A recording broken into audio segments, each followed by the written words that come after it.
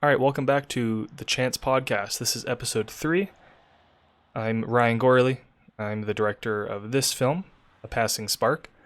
It's an experimental romance, I guess. It's told through a fly on the wall perspective. If you've seen this film, you will know exactly what I mean. If you haven't, this shot should sum it up. Or I guess maybe not just this shot, followed by the next shot, if that makes sense, because this could be a nice little opening shot to a quote unquote traditional movie. But the fact that the next shot is similar, I think sets the tone of like, oh, this is how we're rolling with it. So it stars my friends Sam Coyles and Hannah Komzar, both friends from film school. They were chill enough to star in it. Hannah's not in love with being on camera, but she's been in a few of my things just as small roles. And this one is technically a main role, but there's no scripted dialogue. It was all just. This whole film was written out. It was relatively, I guess, relative to what people may think, it was quite planned out. Just there was no actual dialogue specifically written. But they did talk in it just candidly and I guess improv, but they also know each other in real life, so it wasn't two strangers interacting. The sun went behind a cloud here, which darkened it. Kind of annoying, but it's not bad. The shot becomes not underexposed, but not,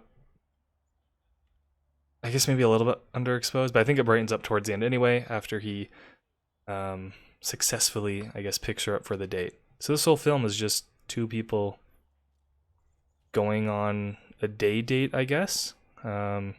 And it's called A Passing Spark because, I mean, I don't know if I have to explain. I don't know if it's pretentious or not to explain. Maybe it's super simple. I just like the title. It's this spark of romance, and we're this fly on the wall, and it's just passing by us, and that's all it is. It's just this moment of time captured. That's it. I think we did 1 or 2 takes for that. I could be wrong. Most of this film was just 1 take. So this was at a local restaurant here in Cochrane. They were super chill about letting us shoot there. That waitress, I believe, or server, sorry, believe her name was Estelle. It says in the credits, I just can't remember right now. She wanted to get into acting, and this obviously wasn't like a proper role. You can see that guy on the left looking into the camera. That's super annoying, and I had considered putting a linear gradient on the left side to get rid of it, or to mask him, but I was like, you know what? It's fine. It plays off that maybe he's just hears someone coming in the door, because the camera is positioned right near the door. But this is one of my favorite shots I've ever captured. Even that shot was planned out down to what kind of sandwich they ordered, because I just thought, okay, club sandwich, that fits the aesthetic. This shot, along with, maybe it was the opening shot, I can't remember now, but I know this shot was on a Red Gemini, which is cool. I was just using it for a school project at the time and figured, hey, I have it for a day extra, why don't I just shoot a shot or 2 on this film? The rest of the film was shot on the Canon 90D, all at 24 millimeters. Quickly became a favorite focal length of mine. I just love it. It's wide, but it's not ultra wide. But you get a lot of a scene where they're not even that far away from the camera. Like they aren't close, but they're already so small. But you can still make out details. You can see what they're doing. This shot I also love. We waited a long time for the train.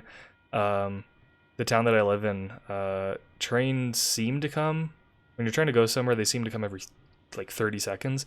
But the second we needed one, I want to say we waited half an hour. It was fine. We just we're all friends. We just sat and talked and chilled, and then it finally came. And I just think this frame, I really like this frame, and I can't even explain it. It's moving left to right. That's huge. If it was moving right to left, it would have been a slight visual, I guess, anti-cue as to what's going on, because their date is progressing, so moving left to right works very well. I think this shot was the one that we had the most takes for, because there's improv dialogue, but there was a couple things that after the first take, both of them were like, oh, what if I said this? Because this is one of the few shots where as they get close to the camera, their dialogue is like properly audible.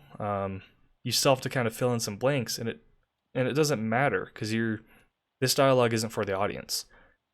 It's for them, and if the audience hears it, I love that little bit where he keeps walking, not noticing that she stopped to look at this info board and keeps going. I just really like that. I think that was a sweet moment. I believe that was Sam's idea. It's just a high school, my town, and so even this, it sounds like headcanon, but I think without it, the film would have seemed directionless. Maybe it does to some, but I hope it doesn't to everybody. This was him passing by his old high school, his character, looking in to see if there was like an art piece he had done that was still up, and he looks in and it's not there, so he goes, you know, glad I looked, I guess, but that sucks that it's not there anymore. That's all that is, because I think that's such a human thing. You know, we go to school for just a little bit, but we expect that we left this big mark on it, and some people do, but for the most part, you just go to school and you get out, and that's fine. This scene, it's not even really a spoiler because the context doesn't matter, is basically a test scene for a feature film I'm working on currently. It's basically this exact same scene. The feature, it'll be shot more like traditionally. This was just lit by my car headlights. There's just a park with a stage. I think I just turned my high beams on. The guitar after was just me loosely playing my acoustic. It's EQ'd, it doesn't sound super great, but it's not meant to sound uber clean. I know that sounds like a scapegoat for, oh, it sounds bad. No, it was recorded pretty cleanly, but I wanted it to sound semi-muffled, and again, not for us. It's there, it's nice. I'm not perfectly in time or anything like that playing, but I thought I'd include a little bit of music in there, just because they are dancing. It maybe would have been a little bit too awkward to just watch them dance in silence. Even if they aren't dancing to the music that was playing, the acoustic guitar, they're probably dancing to something, right? So yeah, I just thought I had some music. And this shot, it's kind of funny.